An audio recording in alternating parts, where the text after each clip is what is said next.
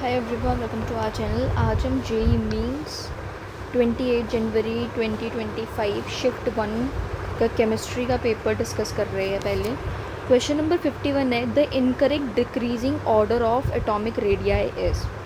तो atomic radii का order पहले तो इमेजिन करो, ये हमारे पीरियोडिक टेबल है, ठीक है। जब भी हम इस तरह से लेफ़्ट टू राइट जाते हैं तो जो हमारी एटॉमिक रेडियाई है वो डिक्रीज़ करती है। क्या करती है? डिक्रीज़ करती है, बिकॉज़ यहाँ पर जब हम लेफ़्ट टू राइट इस तरह से पीरियड में जाते हैं तो यहाँ हमारे जो इलेक्ट्रॉन्स है सिर्फ वही बढ़ते हैं सेम शेल के अंदर, एंड शील्डिंग इफेक्ट पर कोई फ़र्क नहीं पड़ता है। इलेक्ट्रॉन्स सेम शेल में बढ़ते हैं। दैट मीन्स देखो, हमारा लेट सपोज कोई भी यहाँ पर एक्स एलिमेंट है एंड उसके अंदर पहले 4 इलेक्ट्रॉन थे, ठीक है, एंड यहाँ उसका न्यूक्लियस है। नाउ यहाँ पर जैसे कि हम लेफ़्ट टू राइट बढ़ते रहते हैं, जैसे हमने कोई भी दूसरा एलिमेंट ले लिया तो अब ये ज़्यादा अट्रैक्शन होगी इसमें, है ना। इलेक्ट्रॉन्स जो है वो ज़्यादा अट्रैक्ट करेंगे, जो इलेक्ट्रॉन्स है वो ज़्यादा अट्रैक्ट करेंगे, जिससे कि जो एटॉमिक रेडियस है, देखो ये इलेक्ट्रॉन्स न्यूक्लियस को ज़्यादा अट्रैक्ट करेंगे तो फिर इसका साइज़ छोटा होता रहेगा, ठीक है। इस तरह से हमारा जो लेफ़्ट टू राइट है, हमारा एटॉमिक रेडियस डिक्रीज़ करता है, ठीक है। नाउ डाउन द ग्रुप की बात करते हैं, टॉप टू बॉटम, तो फिर यहाँ पर हमारी शेल्स इंक्रीज़ करती है, जैसे KLMN ये जो शेल है ये इंक्रीज़ करती है। तो हमारे जो इलेक्ट्रॉन्स है, देखो जैसे जैसे शेल इंक्रीज़ करेगी इलेक्ट्रॉन्स दूर होता जाएगा, मीन्स जो न्यूक्लियस है वो कम पावर लगा पा रहा है, मतलब कम अट्रैक्ट कर पा रहा है उसे। इस वजह से जो हमारा एटम है उसका साइज़ बड़ा होता रहता है when we go down the group, ठीक है। तो पहला ऑप्शन देखते हैं। पहले तो ये इमेजिन कर लो कि कहाँ कहाँ हमारा ये है, ये बेटा मांगे कार स्कूटर, ये सेकंड उसमें था, एंड बैंगन आलू गाजर बोरॉन कार्बन नाइट्रोजन ऑक्सीजन। तो यहाँ मैग्नीशियम और एल्यूमिनियम में कंपेयर करें तो मैग्नीशियम का रेडियस बड़ा है एंड कार्बन का ये बिल्कुल सही है, बट हमें इनकरेक्ट वाला बताना है। नाउ एल्यूमिनियम का बड़ा है, या जब हम डाउन द ग्रुप जाते हैं तो फिर एल्यूमिनियम का बड़ा होगा। Then B nitrogen and then fluorine, जब हम इस साइड जाते हैं तो डिक्रीज़ करता है, तो नाइट्रोजन का बड़ा होगा, ये भी करेक्ट है। नाउ बेरिलियम एंड मैग्नीशियम, जब हम डाउन द ग्रुप जाते हैं तो फिर इसका बड़ा होगा, मैग्नीशियम का बड़ा होगा, देखो। एंड एल्यूमिनियम एंड सिलिकन में देखें, जब हम इस साइड जाते हैं तो डिक्रीज़ करता है, तो सिलिकन का कम होगा एंड एल्यूमिनियम का ज़्यादा होगा, या तो हमारा इनकरेक्ट वाला यही है। एक बार ये वाला भी डिस्कस कर लेते हैं। Phosphorus and silicon, Nepal Pakistan Asia and ये सिलिकन, देखो पी का कम होगा, सिलिकन का ज़्यादा, इसने सही लिखा हुआ है। क्लोरीन का बड़ा होगा एंड देन फ्लोरीन का छोटा। तो ये तो बहुत ही आसान क्वेश्चन था, अगर हमें ये चीज़ याद रहेगी कि जब हम लेफ़्ट टू राइट जाते हैं तो एटॉमिक रेडियस कम होता है, जब हम टॉप टू बॉटम जाते हैं तब हमारा एटॉमिक रेडियस बढ़ता है। Next we have given below are two statements. In the oxalic acid versus KMnO4 in the presence of dilute H2SO4 titration, the solution needs to be heated initially to 60 degrees Celsius, but no heating is required in ferrous ammonium sulfate versus KMnO4 titration. देखो तो यहाँ क्या है, oxalic acid और KMnO4 की जब हम titration करवा रहे हैं तो सॉल्यूशन को इनिशियली हमें हीट करना पड़ता है। वो इस वजह से क्योंकि ऑक्जेलिक एसिड रूम टेम्परेचर पर हीट नहीं हो पाता है, इसलिए हमें हीट इनिशियली उसे देनी पड़ती है। तो ये इतनी बात तो इसने सही लिखी है, बट FAS और KMnO4 के टाइट्रेशन में हमें कोई हीटिंग की रिक्वायर्ड नहीं है, क्योंकि वो रूम टेम्परेचर पर ही रिएक्ट करने लगते हैं। Statement 2, in oxalic acid versus KMnO4 titration the initial formation of MnSO4 takes place.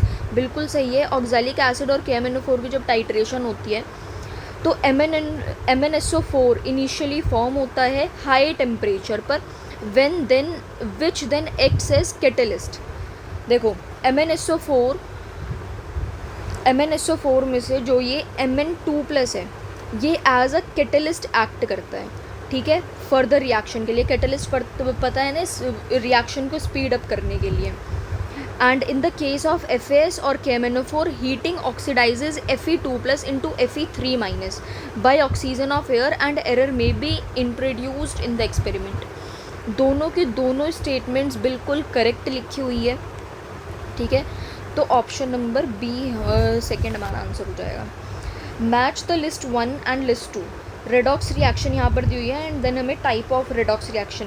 सच बताऊँ तो ये हमारा बिल्कुल एक 10th क्लास का क्वेश्चन है, ये सारी हमने 10th में पढ़ी थी, ठीक है।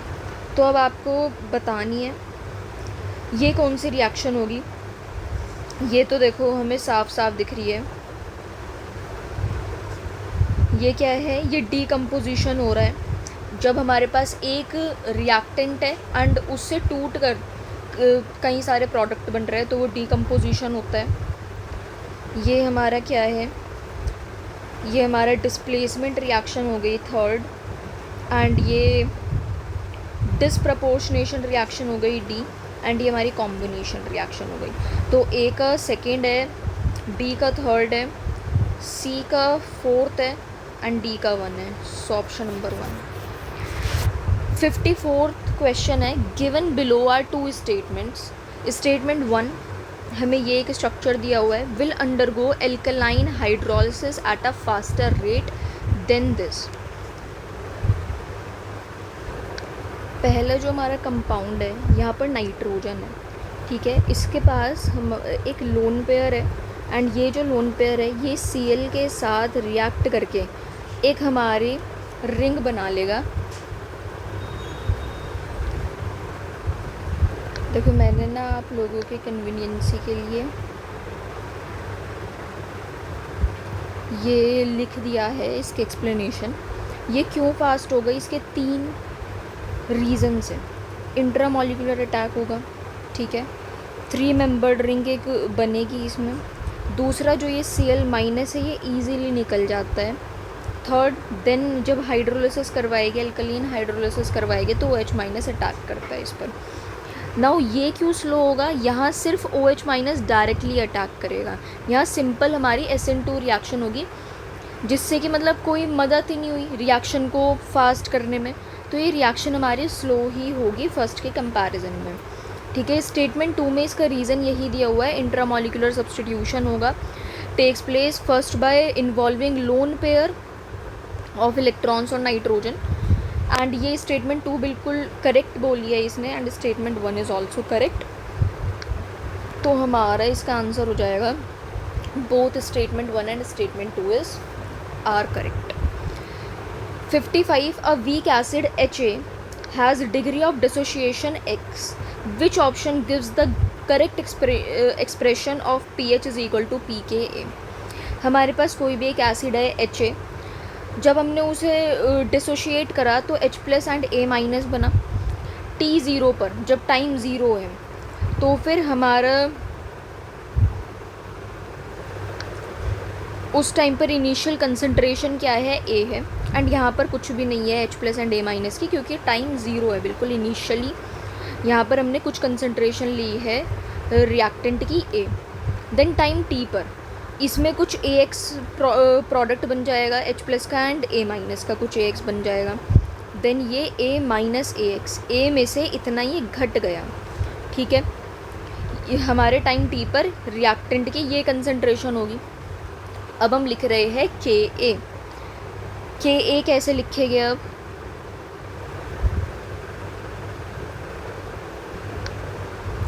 हमने अपनी रिएक्टेंट की कंसंट्रेशन लिखी, देन A1 - X, A से A कैंसिल आउट हुआ, देन ये AX × X upon 1 - X, and H plus की कंसनट्रेशन क्या है? H प्लस की कंसनट्रेशन है AX।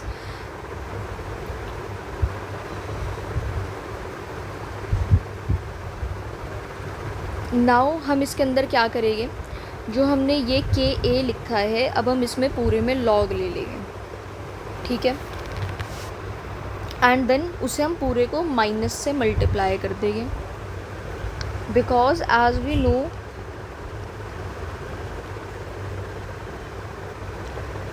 pH is equal to minus log H plus, यही तो होता है। देखो pH क्या होता है? pH is equal to minus log H plus. हमारी एक ये भी इक्वेशन थी, pH is equal to pKa plus log A minus upon HA। तो pKa pH माइनस उधर लेकर चले गए, minus log x upon 1 minus x. ये बेसिकली a माइनस हमारा क्या था? ax था, एंड ये a into 1 minus x, a से a कैंसिल आउट हो गया तो तुम्हारा ये लिख दिया। सो pH माइनस pKa हमारा ये आ गया।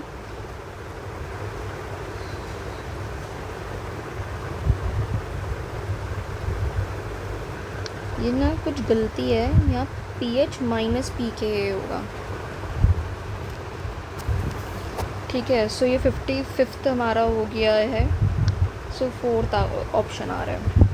Question number 56, consider n is the number of lone pair of electrons present in the equatorial position of the most stable structure of ClF3। The ions from the following with n number of unpaired electrons are. पहली बात तो ClF3 का structure कैसे होगा? ClF3 का structure कैसे है? Cl यहाँ पर इस तरह से F फ्लोरीन इस तरह से लगे हुए होंगे, एंड देन यहाँ पर 2 लोन पेयर, ठीक है। तो यहाँ कितने लोन पेयर उसकी इक्वेटोरियल पोजीशन पर लोकेटेड है? 2 लोन पेयर लोकेटेड है। अब हम V3 प्लस 3 देन उसके लोन पेयर निकालेंगे। So science teacher very cruel, so 3D2 होगा ये, साइंस टीचर 3D1 होगा, वेरी क्रूअल मांगे फीस कॉपी। ये 3D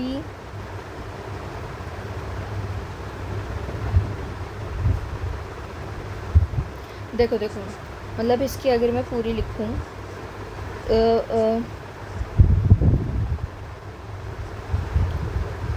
4s2 3D science teacher very, then ये 3 हो गया। हमें 3 इलेक्ट्रॉन्स निकालने हैं 3 प्लस के लिए। 3 इलेक्ट्रॉन्स निकालेंगे, ये 2 तो निकल गए, एंड देन इसमें से एक निकल गया तो ये 2 बचे। सो ये 3D2 हो गया। इसी तरह से मैं बाकी सारे लिखूँगी। साइंस टीचर 3D1 हो जाएगा इसका। साइंस टीचर वेरी क्रूअल मांगे fees copy Neha Kakkar 3D9 हो जाएगा इसका, नेहा कक्कड़। देन 3D ये 3D8 हो जाएगा इसका। एक minute argon 4s2 and then ये 3D8, तो ये 2 प्लस इसमें से यही निकल गया तो 3D8 ही बचा। Then science teacher 2 plus, then ये 3D2। तो इसमें अब कितने अनपेयर्ड इलेक्ट्रॉन्स हैं? अनपेयर्ड इलेक्ट्रॉन्स लिखते हैं, यहाँ 2 है, यहाँ 1 है, यहाँ 1 है।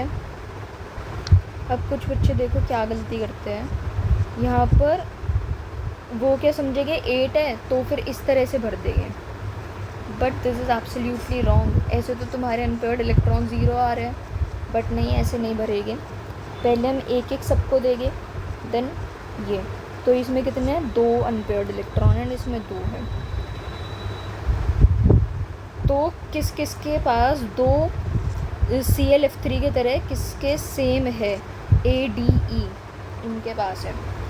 क्वेश्चन नंबर 57 है, ये हमें दिया हुआ है for a given reaction this T half is related to A not as given table, log 2 is equal to 0.3 which of the following is true. Order of the reaction हमें बताना है।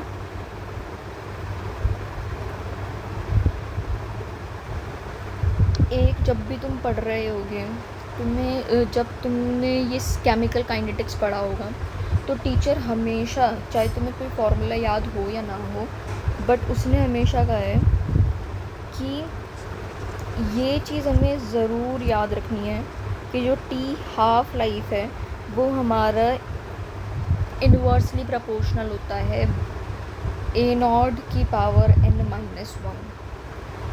ठीक है, अब देखो यहाँ पर हम टी हाफ 1, देखो जैसे यहाँ ही देख लो, T half 1 is equal to A not 2 आएगा, टू वाले की हम लिखेंगे क्योंकि इन्वर्सली प्रोपोर्शनल है। टी हाफ 200 पहले वाले की, देन 100, देन यहाँ 0.025 एंड देन 0.1 की पावर n-1, देन यहाँ क्या आ गया, 2 आ गया, देन ये 1/4 की power n-1, then n-1 is equal to -1/2। कुछ को तो यही समझ नहीं आया होगा इस स्टेप से यहाँ कैसा है, तो मैंने ये एक्सप्लेन कर दिया है। ये यहाँ आ गया होगा तो ये 1/n-1, देन ये 1/4 के इक्वल, देन ये 1/n-1, देन 2 की पावर -2, देन ये n-1 इज़ इक्वल टू -1/2, तो ये n कितना आ गया, -1/2 + 1 दैट इज़ 1/2। ठीक है, ये हमारा ऑर्डर आ गया। तो टी हाफ लाइफ n, ये बेसिकली हमसे इसने क्या पूछा था, ऑर्डर पूछा था, एंड ऑर्डर बिल्कुल सही है, तो ए तो हमारा करेक्ट हो गया, 4th ऑप्शन तो वैसे ही कट गया। अब इसने हमसे नेक्स्ट पूछा है ए नॉट अगर 1 मोलर है देन टी हाफ क्या इसके इक्वल होगा, चेक कर लेते हैं। तो हमें ये पता लग गया टी हाफ डायरेक्टली प्रोपोर्शनल है अंडर रूट ए नॉट के।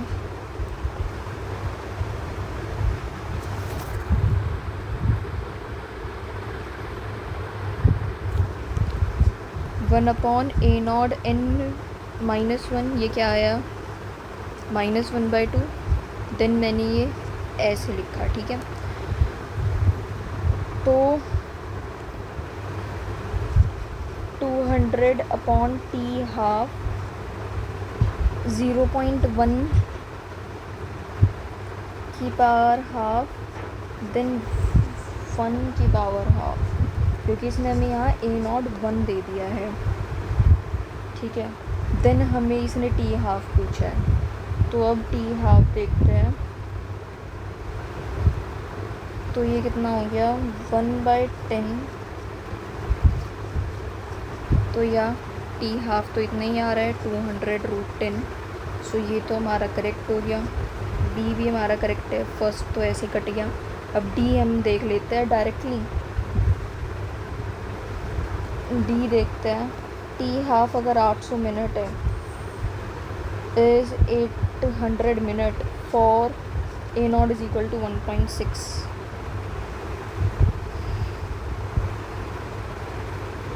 देखो first order kinetics have T half independent of their concentration. हमें याद रखना है फर्स्ट ऑर्डर काइनेटिक्स में जो हमारा हाफ लाइफ है वो इंडिपेंडेंट है, मतलब कंसंट्रेशन कुछ भी हो, कुछ भी फ़र्क नहीं पड़ेगा कंसंट्रेशन पर। So upon changing the concentration T half should not change for first order reaction. तो टी हाफ चेंज नहीं होना चाहिए फर्स्ट ऑर्डर रिएक्शन के लिए। अब यहाँ पर इसने 1.6 लिखा है, तो 1.6 हमने ए नॉट यहाँ पर डाल दिया, तो टी हाफ कितना आ गया, यहाँ पर 800 आ गया। या इसका रूट करेंगे,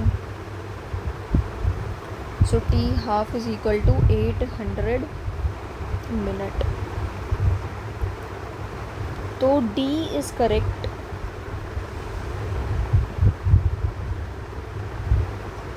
ये सी वाले का यही रिप्लाई था, जो ऑर्डर ऑफ रिएक्शन अगर चेंज हमने कर दी 1 हो गई, तो कंसंट्रेशन चेंज होगी क्या? तो बिल्कुल भी नहीं होगी, क्योंकि फर्स्ट ऑर्डर काइनेटिक्स के अंदर हम कुछ भी कर ले, तो जो हमारी हाफ लाइफ है वो कंसंट्रेशन पर डिपेंड ही नहीं करती है, ठीक है। तो कुछ भी कर लो तुम रिएक्टेंट के कंसंट्रेशन के साथ, कुछ नहीं होगा, ठीक है।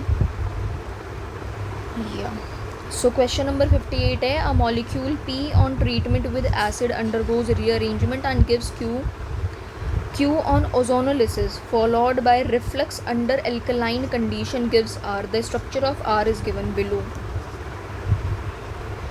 मॉलिक्यूल P को हम किसी एसिड के साथ रिएक्ट करवा रहे हैं एंड उसमें रीअरेंजमेंट हो रही है एंड देन हमें Q मॉलिक्यूल मिल रहा है। Q का जब हम ओजोनोलिसिस करते हैं देन वो एल्कलाइन कंडीशन में वो हमें R दे रहा है एंड R का स्ट्रक्चर हमारा कुछ ऐसा है। तो P का स्ट्रक्चर बताओ क्या होगा? ये जो क्वेश्चन है इसमें एनटीए ने खेल खेला है एक। देखो, इसने बोला कि एसिड के साथ रिएक्ट कर रहा है एंड वो रीअरेंजमेंट करेगा। तो पहले तो हमें ये सोचना है कि कोई ऐसा मॉलिक्यूल होगा जो कि एसिड के साथ रिएक्ट करके कोई रीअरेंजमेंट करने वाला प्रोडक्ट बना रहा है। तो वो हमें 2 और 4 दो ऑप्शंस दिख रहे हैं इस क्वेश्चन में। जो मॉलिक्यूल पी है is not clarified whether it is alcohol और एल्कीन, क्योंकि क्वेश्चन की लैंग्वेज में उसने रीअरेंजमेंट प्रोडक्ट सिर्फ इतनी हिंट दी है पी के बारे में। Is asking hence according to question language answer is either 2 और 4 as alkene also undergoes rearrangement. क्योंकि जो एल्कीन है हमें पता है जो एल्कीन है वो भी रीअरेंजमेंट करता है in the presence of acid, but option 2 भी फिलफिल कर रहे हैं कंडीशंस को। बट एनटीए वालों ने सिर्फ किसे करेक्ट माना था? ऑप्शन नंबर 2 को करेक्ट माना था, अल्कोहल वाले को। तो पहले हम ये एल्कीन वाले को देख लेते हैं। लेट सपोज उसने हमें ये दी हुई है एल्कीन, हमने उसे एसिड के साथ रिएक्ट करवाया, उसने यही बोला है एसिड के साथ रिएक्ट करवाया। तो यहाँ पर हमारा क्या आ जाएगा? एक पॉजिटिव चार्ज आ जाएगा, देन यहाँ पर हमारी रीअरेंजमेंट होगी। देन इससे क्या हो गया? हमारा रिंग एक्सपेंशन, ठीक है। ये हमारी 6 मेंबर्ड रिंग बन गई, यहाँ 2 मिथाइल के ग्रुप लग गए। अब हमने 1 और 2 मिथाइल शिफ्ट हुई, यहाँ पॉजिटिव चार्ज आ गया। तो मैंने जो ये क्वेश्चन है ये पूरा यहाँ पर अलग से सेपरेटली सॉल्व कर दिया है। देखो, ये जो क्वेश्चन है डेफिनेटली ये जेईई मेंस लेवल का तो नहीं लग रहा है, मतलब जेईई मेंस से थोड़ा सा टफ़र साइड पे ये लगा मुझे। एंड एनटीए वालों ने ये फालतू की बदतमीज़ी और कर दी कि जिन्होंने 4th ऑप्शन करेक्ट किया होगा उसे उन लोगों ने करेक्ट ही नहीं माना। कोई नहीं। क्वेश्चन नंबर 58, एक मॉलिक्यूल पी को हम एसिड के साथ ट्रीट करवा रहे हैं एंड देन उसमें रीअरेंजमेंट हो रही है and gives a product Q on ozonolysis followed by reflux under alkaline condition gives R and the structure of R is given below. बच्चों को जो है वो रिफ्लक्स का ही मतलब नहीं पता होता है। तो मतलब क्या होता है इसका कि बेस OH- के साथ हीट कर रहे हैं without loss of reactants.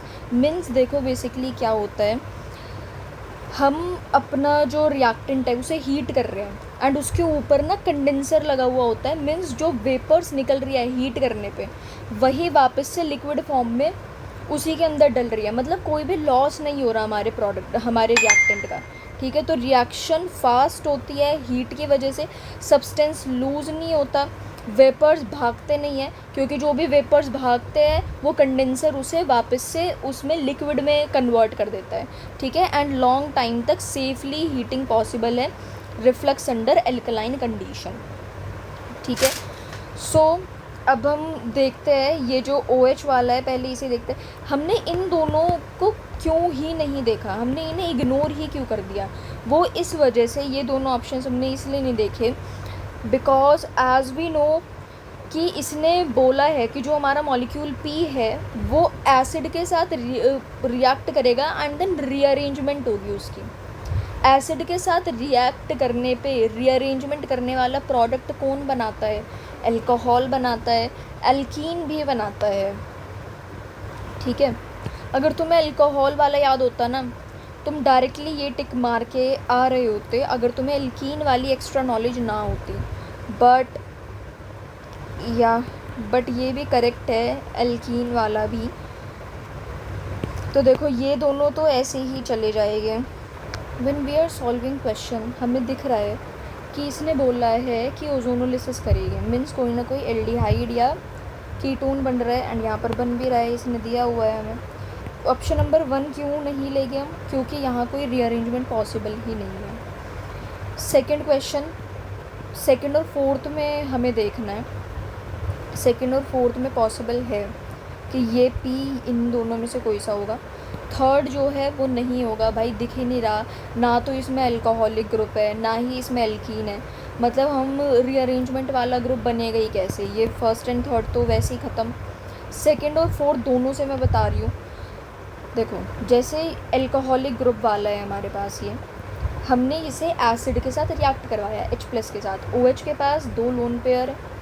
Now ये जो हमारा पॉजिटिव चार्ज है ये इसके साथ रिएक्ट करेगा, यहाँ पॉजिटिव चार्ज आ गया, देन यहाँ हमारा OH आ गया, ठीक है। नाउ ये जो पॉजिटिव चार्ज है यहाँ पर रीअरेंजमेंट करेगा, यहाँ से हम H2O निकालेंगे। अब यहाँ आ गया पॉजिटिव चार्ज, ठीक है,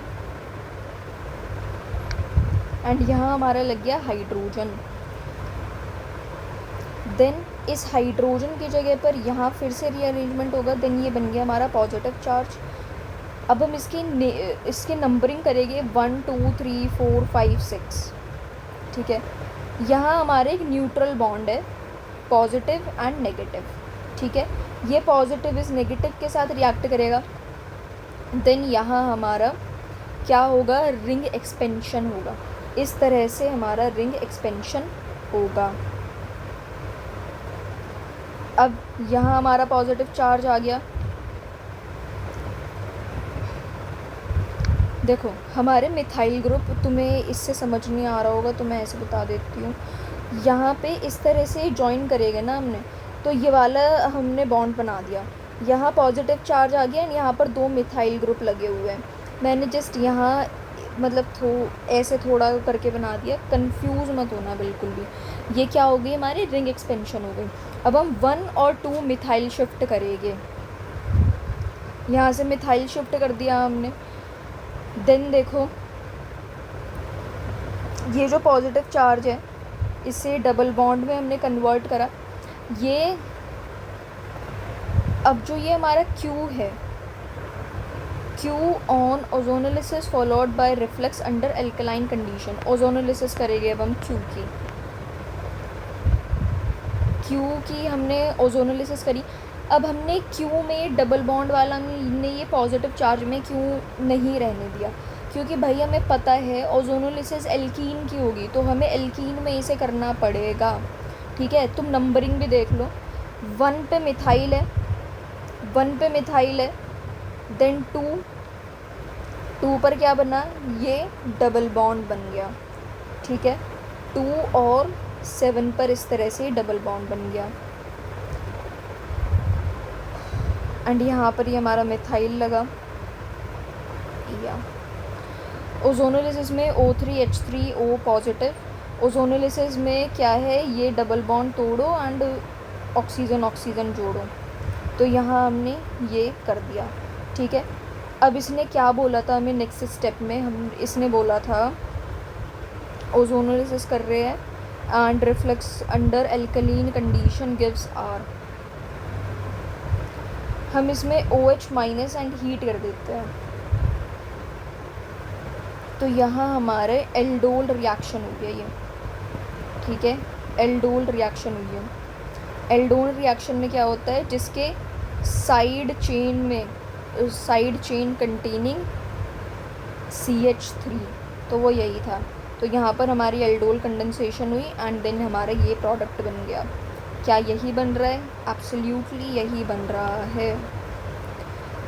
नाउ देखो ये जो फोर्थ वाला है ये कैसे हो रहा है, इसके भी सेम स्टेप्स है। हमारे पास फोर्थ वाला यही तो है, ठीक है। अब यहाँ देखो ये इसके पास जो डबल बॉन्ड है ये इस तरह से रीअरेंजमेंट करेगा, तो तो यहाँ पर क्या आ जाएगा, नेगेटिव चार्ज। ये जो नेगेटिव चार्ज है ये इस H पॉजिटिव के साथ रिएक्ट करेगा, तो फिर ये खलास यहाँ आ गया हमारा पॉजिटिव चार्ज। देन हमारा ये वाला प्रोडक्ट बन गया, एंड देखो यही सेम तो यहाँ बना था। देन इसी तरह से हम सेम स्टेप करेंगे एंड हमारा ये प्रोडक्ट बनेगा। ये बिल्कुल नाइंसाफ़ी करी सच में NTA वालों ने, जिन्होंने 4th करेक्ट किया था वो भी बिल्कुल सही थे, but what do we do. Question number 59 है, ice and water are placed in a closed container at a pressure of 1 atm and temperature 273.15 Kelvin। Ice and water को हमने क्लोज कंटेनर में रखा है at a pressure of 1 atm and temperature इतना है। If pressure of the system is increase 2 times, अगर pressure को 2 time बढ़ा दिया एंड टेम्परेचर को कांस्टेंट रखा, देन हमें बताना है क्या होगा। ये जो सिनेरियो इसने हमें दिया हुआ है, देखो प्रेशर 1 atm है, टेम्परेचर 273.15 केल्विन है, बिल्कुल एग्जैक्ट वही चीज़ दी हुई है जो इक्विलिब्रियम में है। मतलब ये अब इक्विलिब्रियम के अंदर है एंड इस पॉइंट ऑफ टाइम पर हम फेवर करते हैं डेंसिटी वाले टर्म को। डेंसिटी के बेसिस पर अब हम यहाँ पर देखते हैं आइस एंड वाटर में किसकी ज़्यादा डेंसिटी है। तो देखो आइस एंड वाटर में वाटर की डेंसिटी ज़्यादा होती है, इस वजह से अब वो उसे ज़्यादा प्रायोरिटी मतलब मिलेगी। वी शुडंट से प्रायोरिटी, फेवर वाटर को ज़्यादा होगा, तो जो भी हमारा सॉलिड फेज़ है वो कम्प्लीटली डिसअपियर हो जाएगा। ठीक है, if pressure is made 2 times then mixture of ice and water will completely convert into water.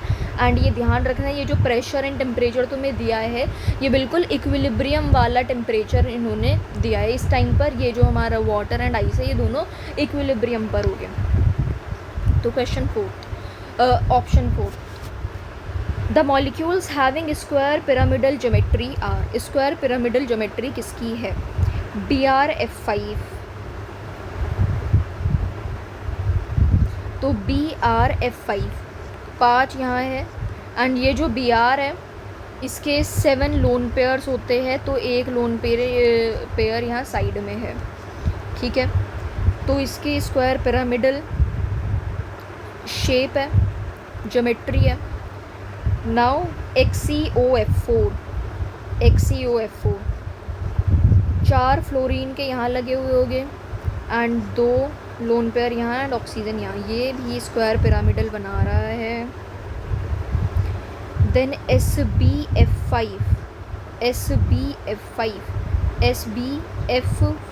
ये क्या है? ये ट्रायगनल बाइपिरामिडल बना रहा है ये। एंड ये PCl5 भी ट्रायगनल बाइपिरामिडल, तो इनमें से कौन सा है? सेम ये वाला BrF5 and XeOF4। The metal ion whose electronic configuration is not affected by the nature of the ligand। इसमें से कौन सा ऐसा मेटल आयन है जिसका नेचर लीगेंड की वजह से अफेक्ट नहीं होगा, जिसकी इलेक्ट्रॉनिक कॉन्फ़िगरेशन लीगेंड के नेचर की वजह से अफेक्ट नहीं होगी, and which gives a violet colour in non luminous flame under hot condition in borax bead test. तो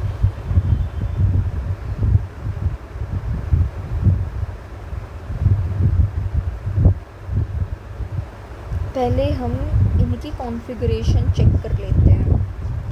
Ti3+ है, साइंस टीचर, सो ये होगा 3D, ये 4s2 3D2 होता है, इसमें से 3 निकालने हैं, तो ये हाँ 3D1। इसके साइंस टीचर वेरी क्रूअल मांगे फीस, ये 3D8 होगा। साइंस टीचर वेरी क्रूअल मांगे 3D5, तो इसमें से हमने 3 निकाल लिए, 3D3 बचा। ओके, तो नेचर ऑफ लीगेंड पर वो नहीं करेगा, तो Ni2+ gives violet colored bead in non-luminous flame under hot condition. Ni+2 has D8 configuration which does not depend on nature of ligand present in octahedral complex। देखो ये चीज़ हमें याद रखनी है, जो ये Ti3+ है, ये इसमें D1 है, इसमें लीगेंड इफ़ेक्ट होता है, इस वजह से ये नहीं होगा। Mn2+ and D5 high spin low spin का कुछ डिफरेंस पॉसिबल है। Cr3+ स्टेबल है बट कलर कंडीशन मैच नहीं हो रही है। एंड तुम्हें ये चीज़ याद रखनी है, तुमने D&F ब्लॉक वाले चैप्टर में पढ़ा होगा, जो वॉयलेट कलर है वो इसके ही होता है Ni2+ का। जो Mn है उसका पिंक कलर होता है, जो Cr है उसका ग्रीन कलर होता है, एंड जो Ti है उसका कुछ, जो Ti3+ है इसका भी पर्पल या वॉयलेट कलर ही होता है। बट ये जो है ना, ये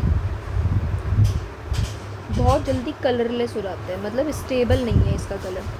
ये Ti4+ पे ये कलरलेस हो जाएगा, इसलिए हम Ni2+ को लेंगे, क्योंकि एक तो वो वायलेट कलर भी है जैसे इसने कहा, एंड लीगेंड के नेचर से उस पर कोई इफ़ेक्ट नहीं पड़ेगा क्योंकि उसकी D8 कॉन्फ़िगर करता है। Question number 62, both acetaldehyde and acetone individually undergo which of the following reaction?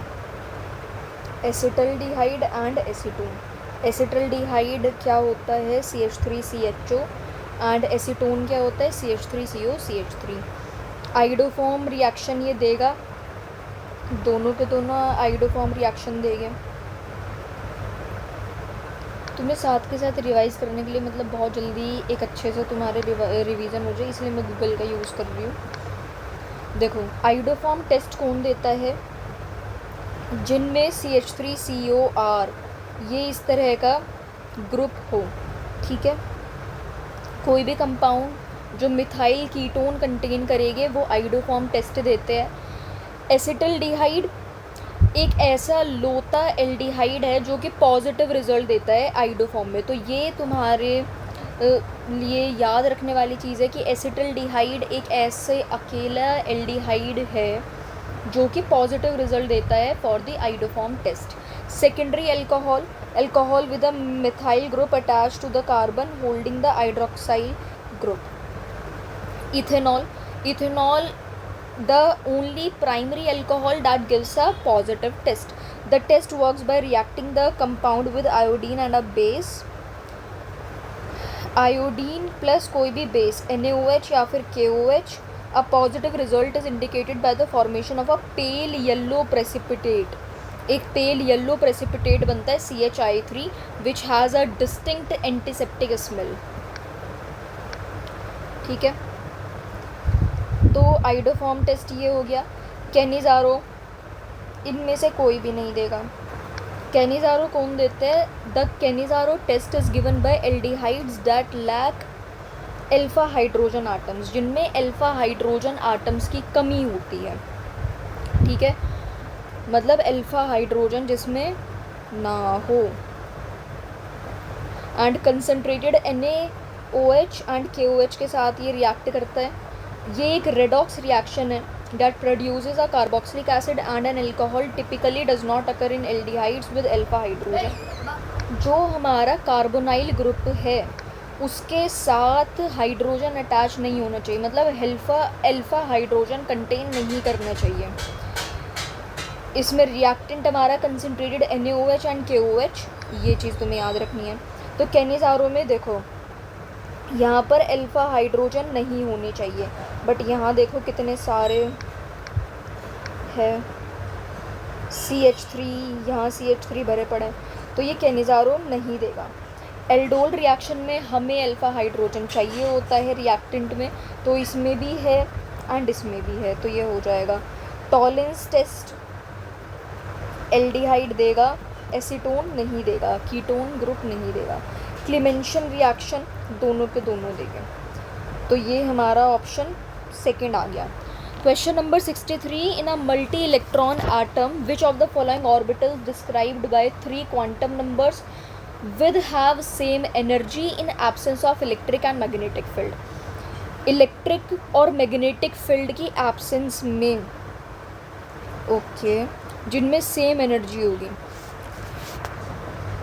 तो पहले तो हमें ऑप्शंस क्या क्या दिए हुए हैं, हमें बोला है n is equal to 1, l is equal to 0 and m1 0 है, मीन्स 1s है। जब l 0 है मीन्स 1s उसने दिया हुआ है, 1s, ये भी 2s, ये 2p, ये 3d, ये 3d। अब जब इलेक्ट्रिक और मैग्नेटिक फील्ड की एब्सेंस में तो सारे के सारे जो भी ऑर्बिटल्स है 3D की वो डी जनरेट ऑर्बिटल्स होगी, वो क्या होगी, डी जनरेट ऑर्बिटल्स होगी। तो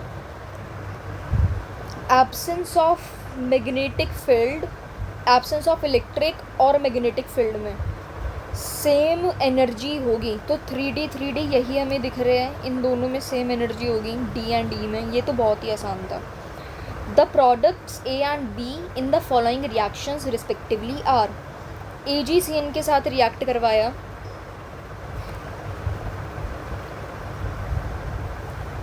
तो क्या बना, AgCN के साथ रिएक्ट करवाते हैं तो वो हमारा NC यहाँ पर लगता है, आइसोसाइनाइड लगता है, ठीक है।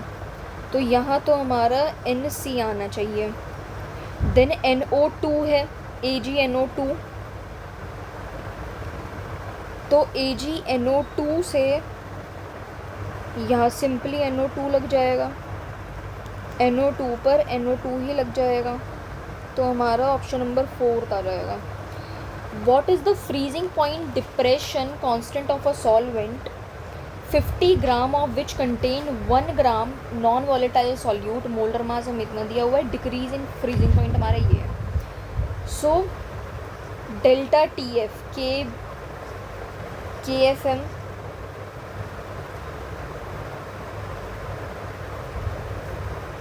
तो KF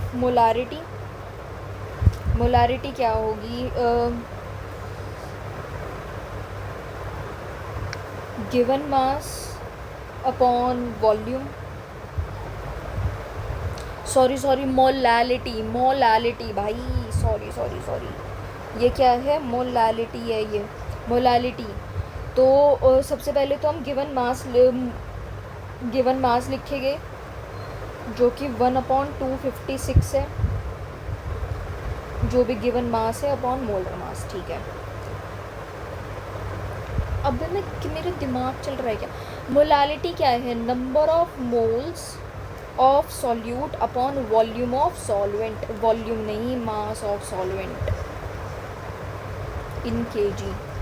तो मास ऑफ सॉल्वेंट इसने हमें दिया हुआ है 50 ग्राम, ठीक है। डेल्टा TF इसने हमें दिया हुआ है 0.4। तो जब हम इसे सॉल्व करेंगे, ये 50 उधर मल्टीप्लाई हुआ 200 आएगा, 20 इंटू 10⁻³ इंटू 256 KF आ गया। नाउ ये हो गया 512 इंटू 10⁻², तो ये 5.12 आएगा, ऑप्शन नंबर 1, ऑप्शन नंबर 1, ठीक है। Consider the following elements in INTL AL PB SN and G, the most stable oxidation state of elements with highest and lowest first ionization enthalpies respectively are, इनमें से सबसे ज़्यादा highest ionization enthalpy है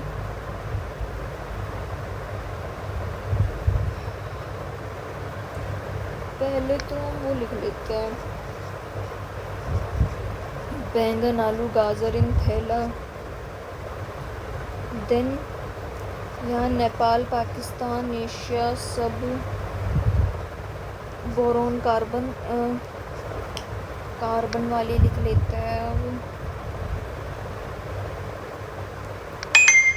carbon silicon कहे सीता गीता सुनो प्रभु, Nepal Pakistan Asia सब। तो देखो इंडियम टेलेरियम एल्यूमिनियम PB भी ये रहा हमारा, हमें इन चीज़ों पर ध्यान देना है। पीवी हमारा ये रहा, एसएम हमारा ये रहा, जीई हमारा ये रहा। तो इसमें सबसे ज़्यादा स्टेबल ऑक्सीडेशन स्टेट किसकी है? Highest ionization enthalpy GE gallium की है,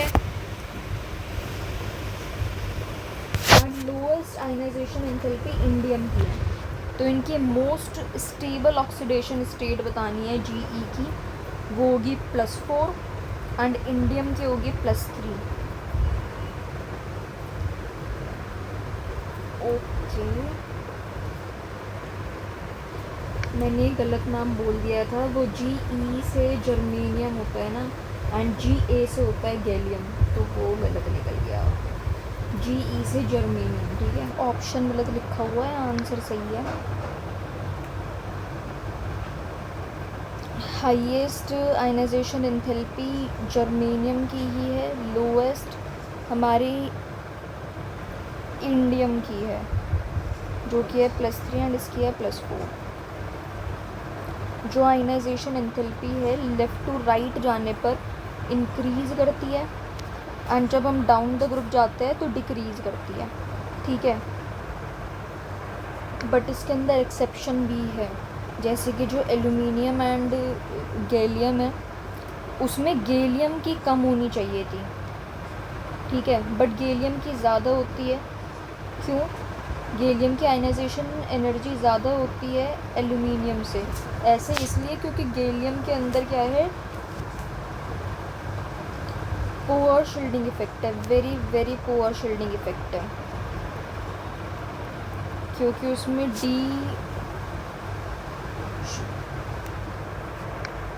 उसमें डी इलेक्ट्रॉन्स आ जाते हैं, ठीक है, बहुत ही पुअर शील्डिंग इफेक्ट है इसलिए। तो इसी तरह से इसमें इंडियम और टेलेरियम में जो इंडियम है उसका ज़्यादा बेकार होती है आयनाइजेशन एंथैल्पी देन टेलेरियम से, ठीक है, क्योंकि यहाँ क्या आ जाती है, यहाँ आ जाती है पहली बारी में ही F ब्लॉक।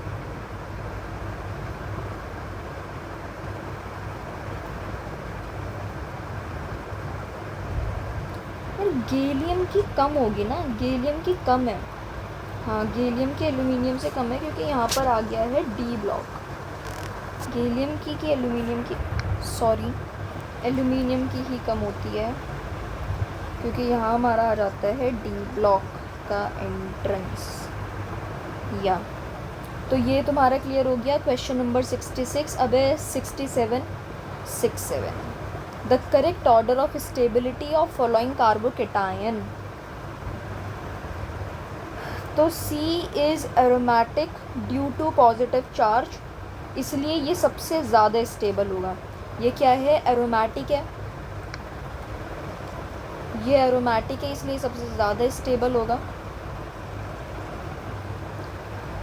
ए रेजोनेटिंग स्ट्रक्चर है इसका, A have more resonance structure, ठीक है, तो या ये हो जाएगा। यहाँ ये क्या लगे हुए, फिनाइल ग्रुप, मीन्स हमारी बेंजीन लगी हुई है, एंड बेंजीन से ज़्यादा रेजोनेटिंग स्ट्रक्चर। तो देन C, सबसे ज़्यादा C के बाद A, फोर्थ आगे डायरेक्टली, देन B का उससे कम है, एंड C में सिर्फ और सिर्फ हाइपर कॉन्जुगेशन है, ठीक है।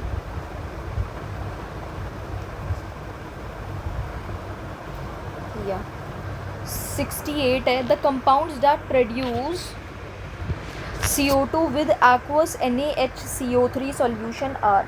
ऐसे कंपाउंड जो कि CO2 प्रोड्यूस करते हैं विद एक्वस NaHCO3 सॉल्यूशन।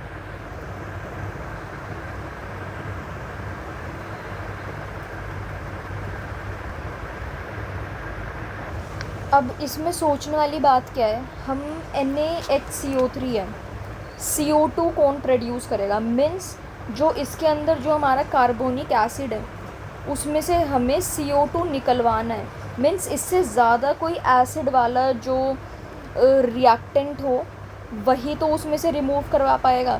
मतलब इसमें से तुम्हें क्या निकलवाना है, CO2 निकलवाना है।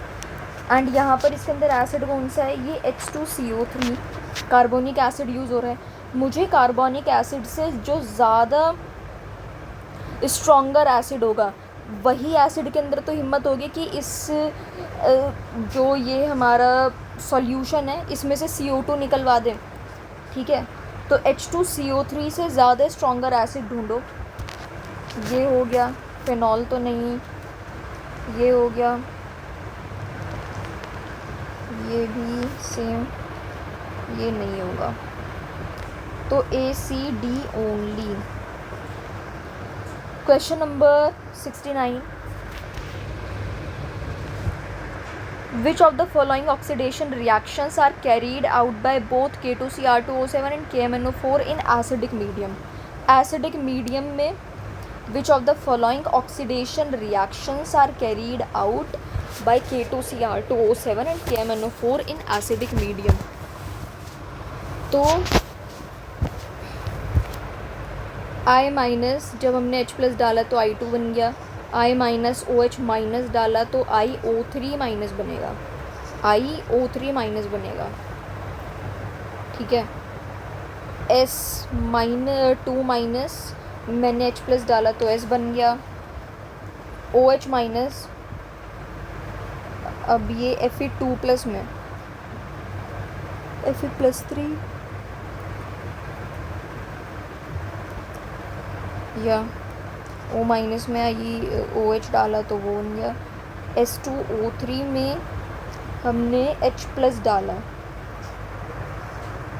तो एक तो ये हमारा प्रेसिपिटेट बनेगा सल्फ़र का, देन SO4 2 माइनस, ठीक है। इसमें मैंने OH माइनस डाला तो ये SO4 2 माइनस बन गया। देन इसमें से करेक्ट ऑप्शन क्या होगा, which of the following oxidation reactions are carried out by both in acidic medium, acidic medium के अंदर, so that would be ABC, I minus S2 minus Fe2+, I minus S2+ and Fe2+।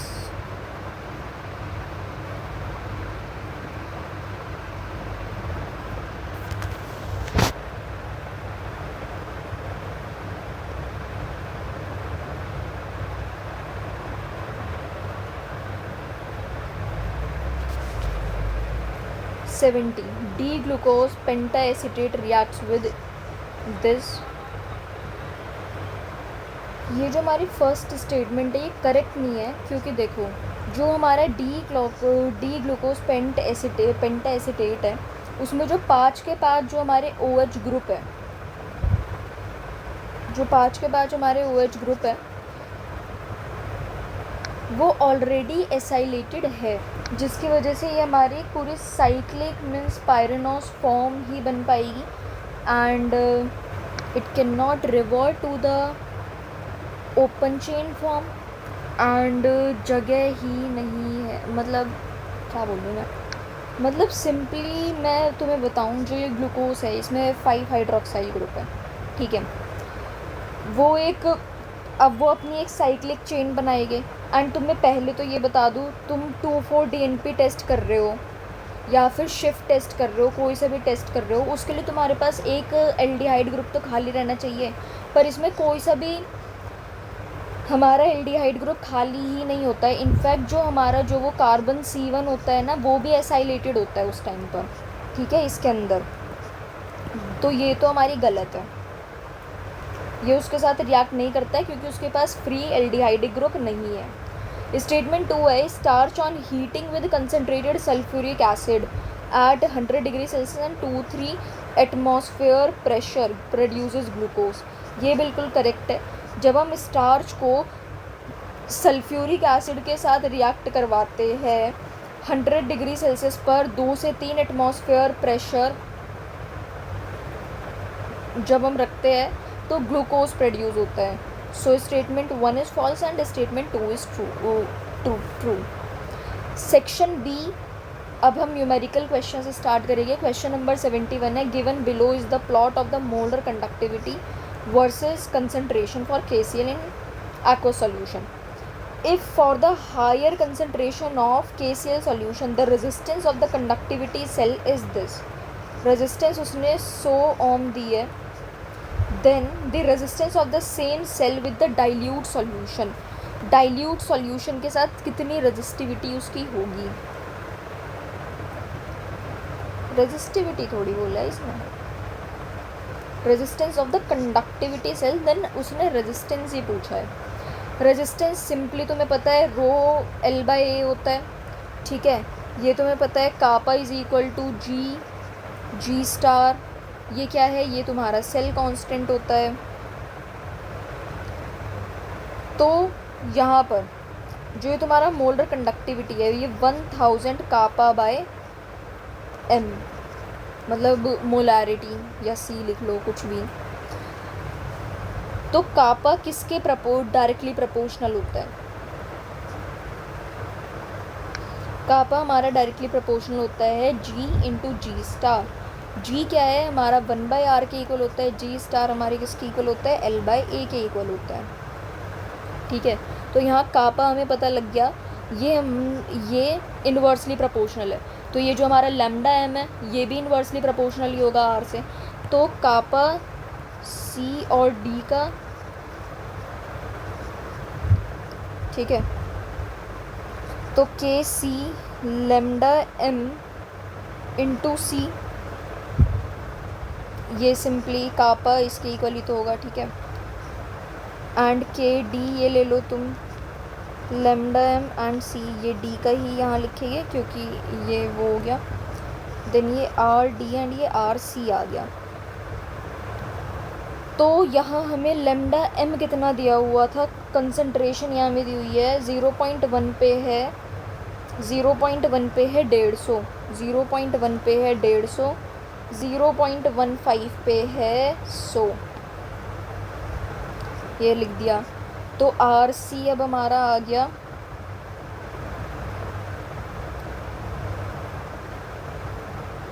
या R C उसने in fact दिया हुआ है, हम dilute का निकाल रहे हैं, आर डी निकाल रहे हैं, सी उसने दिया हुआ है 100 ओम।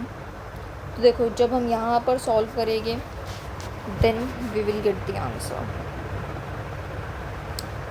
अब है question number 72, quantitative analysis of an organic compound shows following composition. भाई ये तुम्हारा क्लास 11th में फर्स्ट चैप्टर में जो वो एम्पेरिकल फार्मूला, मॉलिक्यूलर फार्मूला, मतलब उस पूरे मोल कॉन्सेप्ट में तुम्हारे ये ही चीज़ तो एक क्वेश्चन ढंग से का था, वही आ गया, बढ़िया है, ये तो सबको ही आना चाहिए। मतलब इसे तो मैं नहीं करवाना चाहूँगी, मतलब क्या बताऊँ मैं तुम्हें इसमें, CCl ये सब है, इनके मास दिए हुए हैं, मोलर रेशो, ये तो एम्पेरिकल फार्मूला तुम्हें पता ही होगा। 73, the molarity of a 70% aqueous solution of a monobasic acid X is dash molar, density of aqueous solution of X is this.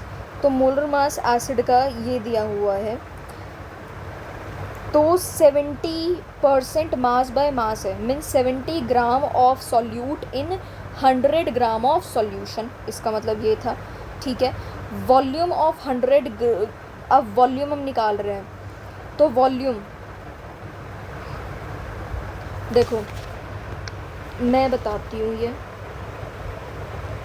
इस स्टेटमेंट को पहले तो ढंग में लिखो, 70 gram of mass of solute in 100 gram of solution, ठीक है। तुम्हें डेंसिटी दी हुई है 1.25, डेंसिटी क्या होता है, मास बाय वॉल्यूम, वॉल्यूम कितनी है, मास बाय 1.25, मास कितना है तुम्हारा इसका 100 है, तो यह हमारी वॉल्यूम आ गई।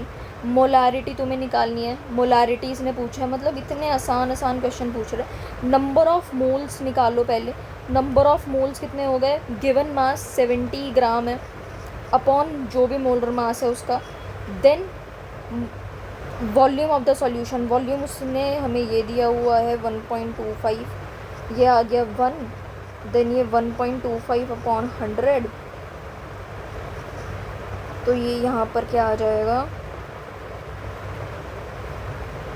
सॉरी, यहाँ पर हम लीटर में हमें वो लीटर में करना है ना, तो 1000 से डिवाइड कर गए, तो ये हमारा 1000 से डिवाइड हो जाएगा, तो ये यहाँ ये आ गया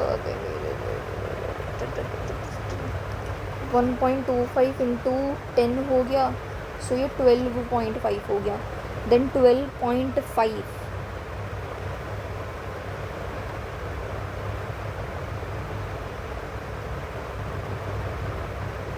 125 into 10⁻⁻1,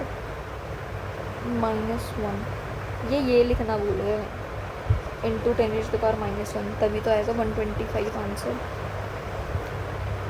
74 consider the following sequence of reaction, ये दिया हुआ है Mg ड्राई ईथर CO2H3O+।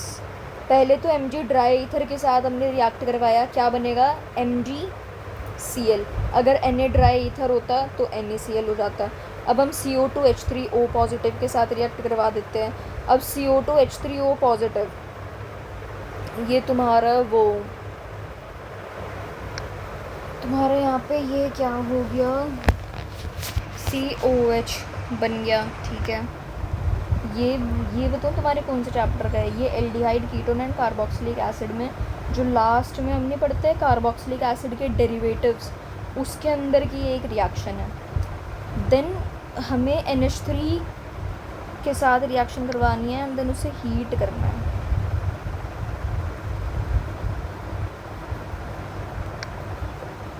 ठीक है,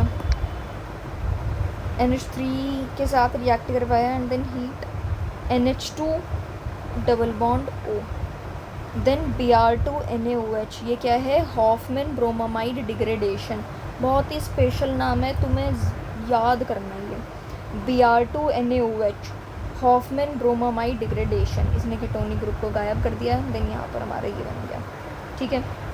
now 11.25 milligram of chlorobenzene will produce dash milligram of product, ये तुम्हें इतना मास दिया हुआ है अपॉन मोलर मास, इसका मोलर मास कितना होता है 112.5, ठीक है।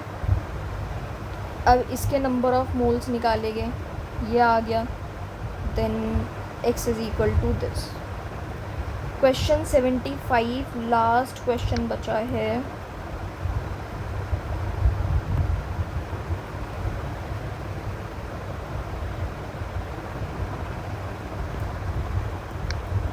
The formation enthalpies of this, ये हमें दी हुई है। द एवरेज बॉन्ड एंथैल्पी अब हमें निकालनी है, तो जब हम इनकी रिएक्शन करवाएंगे तो देखो ये आई,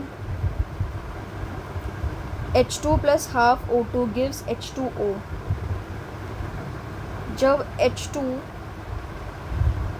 2 × 2, दिस इज़ सो सिंपल, मतलब ये क्या बताऊँ मैं इसमें, तुम्हें सॉल्व कर लो अब इसे, सिंपल। तो आज की वीडियो के अंदर हमने जो पूरी जो 28 जन 2025 का जो केमिस्ट्री का पेपर था, पूरे 25 क्वेश्चंस हमने कवर कर लिए, सो लेट्स सॉल्व फॉर